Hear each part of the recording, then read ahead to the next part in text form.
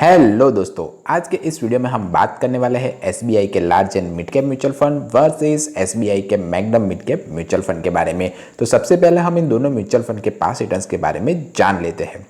तो एसबीआई के large and mid cap mutual fund ने एक साल में 39.8% का, जबकि एसबीआई के मैग्नम म्यूचुअल फंड ने एक साल में 38.9% का। 3 साल में एसबीआई के large and mid cap mutual fund ने 21.8% का, जबकि एसबीआई के मैग्नम म्यूचुअल फंड ने 24.3% का रिटर्न अपने इन्वेस्टरों को लाकर दिया हुआ है। 5 साल में एसबीआई के large and mid cap fund ने 24.4% का, जबकि एसबीआई के large mid cap mutual fund ने 30.1% का रिटर्न अपने इन्वेस्टरों को लाकर दिया हुआ है। अब कभी आपके दिमाग में आया या कभी आपने ये सोचा कि ये म्यूचुअल फंड इतने रिटर्न्स लाकर आपको क्यों दे रहे हैं?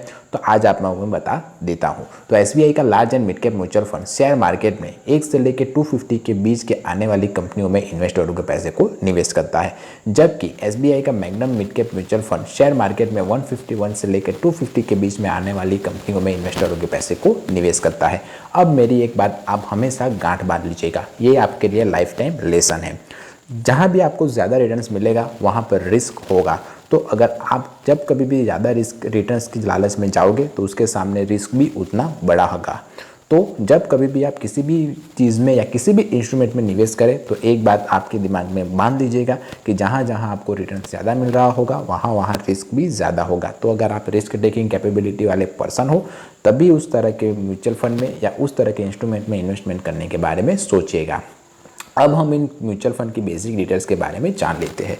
तो एसबीआई के large and mid cap mutual fund में आप मात्र 100 रुपये की एसआईपी या 5000 रुपीज़ के लमसम अमाउंट के साथ अपनी इन्वेस्टमेंट स्टार्ट कर सकते हो, जबकि एसबीआई के magnum mid cap mutual fund में आप 500 रुपीज़ की एसआईपी या तो फिर 5000 रुपीज़ के लमसम अमाउंट से इन्वेस्टमेंट स्टार्ट कर सकते हो। बात कर लेते हैं एक्सपांस रेशियो के बारे में। अब जिसे नहीं पता कि एक्सपांस रेशियो किसे कहते हैं, तो जो एसेट मैनेजमेंट कंपनियाँ होती है वो हमारे पैसे को मैनेज करने के लिए हम ही से कुछ फीस चार्ज करती है और उसी फीस को वो एक्सपांस रेशियो के तौर पर हमें बताती है। तो एसबीआई के large and mid cap mutual fund का एक्सपांस रेशियो 0.70% है, जबकि SBI magnum mid cap mutual fund का एक्सपांस रेशियो 0.77% है।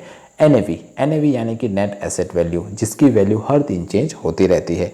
मान लीजिए कि आपने किसी म्यूचुअल फंड में 1000 रुपीज़ निवेश किए, तो 1000 डिवाइडेड बाय अगर आप एनएवी करोगे तो जो भी अमाउंट आपको मिलेगी उतने के यूनिट्स आपको अलॉट होंगे। मार्केट अच्छा रहा तो आपको कम यूनिट अलॉट होंगे, मार्केट बुरा रहा तो आपको ज़्यादा यूनिट अलॉट होंगे। इसीलिए मैं आपको चीख कर हर बार बोलता रहता हूँ कि जब कभी भी किसी भी म्यूचुअल फंड में निवेश करते हो तो लॉन्ग टर्म के लिए कीजिए। लॉन्ग टर्म से मेरा मतलब है 5 साल 10 साल या उससे ज़्यादा के लिए, तभी कंपाउंडिंग इंटरेस्ट का इफेक्ट आपको अपने निवेश के मनी पर देखने को मिलेगा। दोनों ही म्यूचुअल फंड 1 जनवरी 2013 से कार्यरत है। और देख लेते हैं उनकी फंड साइज के बारे में। तो 28,172 करोड़ रुपीस एसबीआई के large and mid cap mutual fund में लोगों ने निवेश किए हुए हैं, जबकि 25,570 करोड़ रुपीस एसबीआई के magnum mid cap mutual fund में लोगों ने निवेश किए हुए हैं। बात कर लेते हैं एग्जिट लोड के बारे में।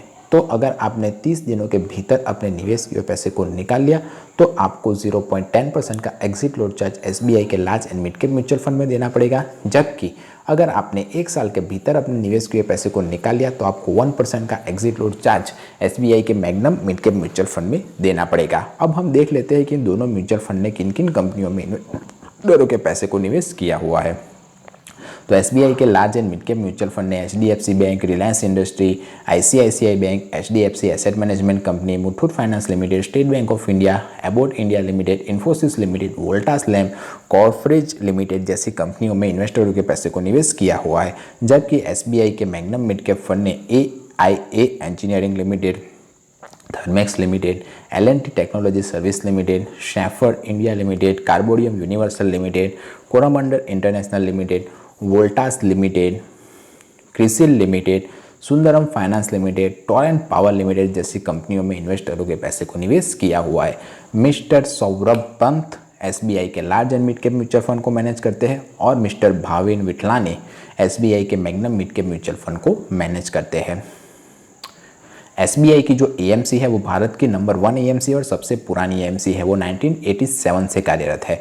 एसबीआई के large and mid cap mutual fund के ऊपर जो नज़र यानी रखने का काम करता है, यानी कि जो कस्टोडियन है वो है stock holding corporation of India limited, जबकि SBI magnum mid cap mutual fund के ऊपर जो नज़र रखने का काम करता है वो है SBI SG global security service private limited. इन दोनों ही म्यूचुअल फंड के जो कागजी काम है वो कैम्स मैनेज करता है। कैम्स और केफिनटेक ये दोनों ही म्यूचुअल फंड के कागजी काम को देखते हैं। अब देख लेते हैं कि इन दोनों म्यूचुअल फंड के ऊपर कितना टैक्स लगेगा आपको। अगर आपने 1 साल के भीतर अपने निवेश किए पैसे को निकाल लिया तो आपको 20% का short term capital gain tax निकाली हुई पूरी रकम पर देना पड़ेगा।